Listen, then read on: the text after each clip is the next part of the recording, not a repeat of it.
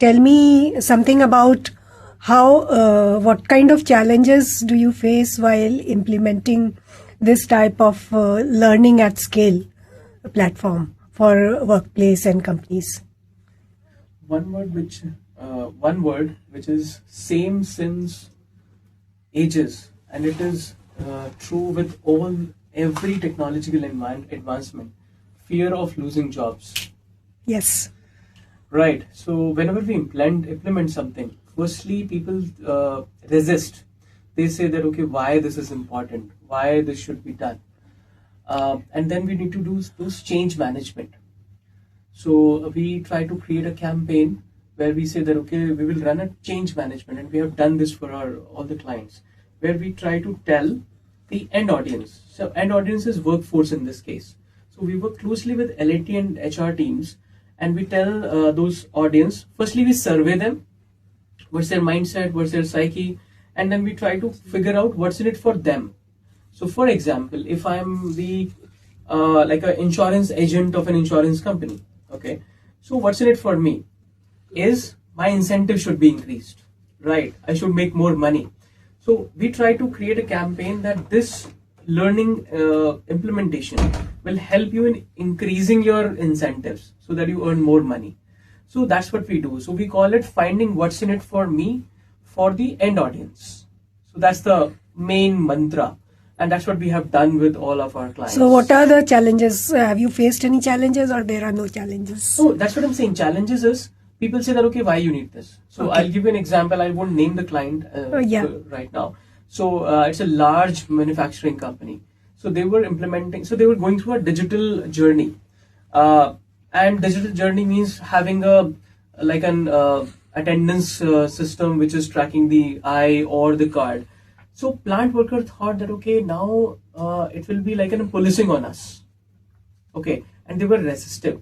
So we ran a campaign. That's what I'm trying to tell you, that we ran a campaign where we try to convince them by telling that this is good for you and it is in your interest. And everybody got their own interest. So for somebody, in some clients, I'll give you a very funny example. So there is a client where they're into this retail chains, okay, and they were facing a lot of challenge in training. So we said that, okay, yeah, let's implement this, and we found that these are the end audience who are just 12th pass or even below. What can be their motivation for this? So we try to find that. So, and one curious case I always talk about in my talks, at one store, a girl was winning every month. Then I went personally and I just said that, okay, hey, you're doing great. What is your motivation? She said, sir, I don't want, so my younger brother loves Pringle chips, wafers, but I don't have money to buy it.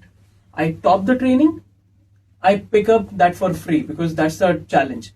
That, okay, if you top it, you get 1 minute to pick up any stuff from the store for free. So we try to find those motivation level, what is their inclination, what's in it for me from their so you try to convince them that they are going to gain something.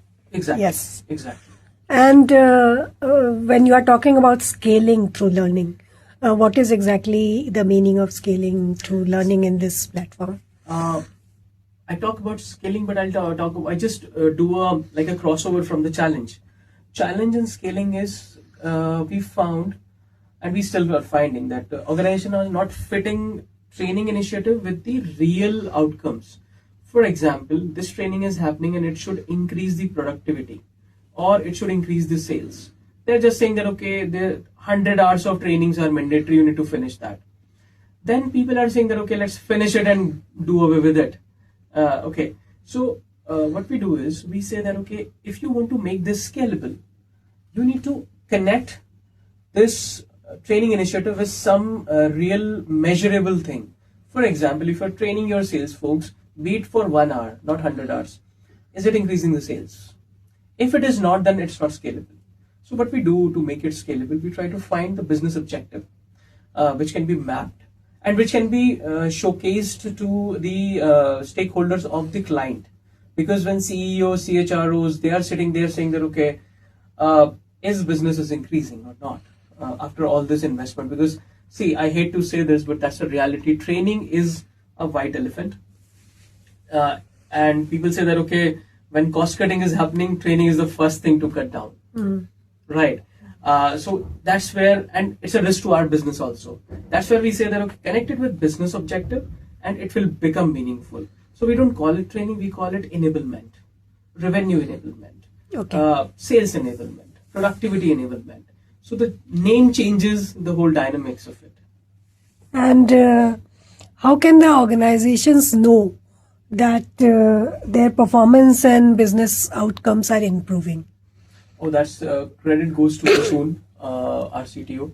He has created some wonderful tools where a training is happening, then data of CRM, sales data is coming from there, and AI is publishing some dashboard which is directly showing the relation between two. So we can see the dashboard. We have the dashboard where we see that, okay, this training happened, sales increased or did not increase. If it did not increase, then there is a problem with training. Training is not effective, right?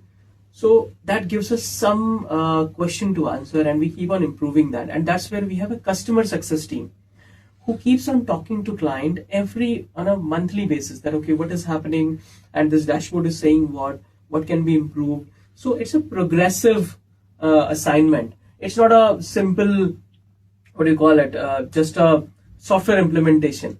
It's a journey, and it's a continuous thing. So we say that, okay, your adoption and your usage and your ROI is a continuous thing, and it's our responsibility. And we will give you ideas through our customer success team. So we have a wonderful, very strong customer success team. And according to you, what are the key steps that an organization should implement while implementing this platform? If suppose they have multiple locations and different types of employees in different departments. So what are the key steps to make it successful? So I'll tell you another funny thing, which I say in my sales talk when I meet prospects. I say, don't buy this. Why you want to waste money? And I say it very nicely. Because why I say it, then comes the real reasons why they're buying it. If they don't have the reason, then I know my project will not be successful.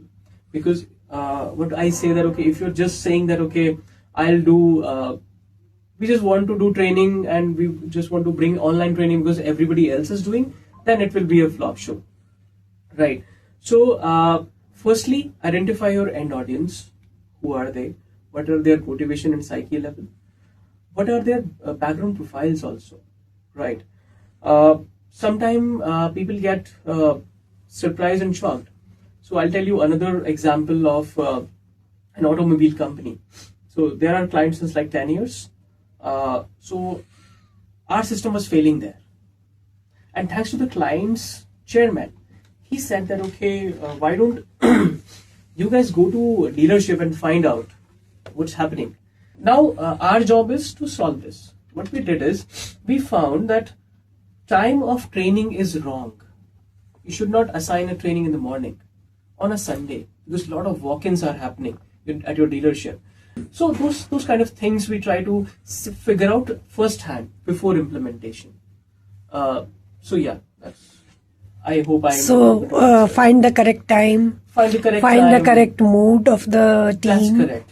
And find the goals. What are the goals that they have to achieve? Their motivation level. Their motivation level. Their psyche. And design the strategy. That's correct. Okay.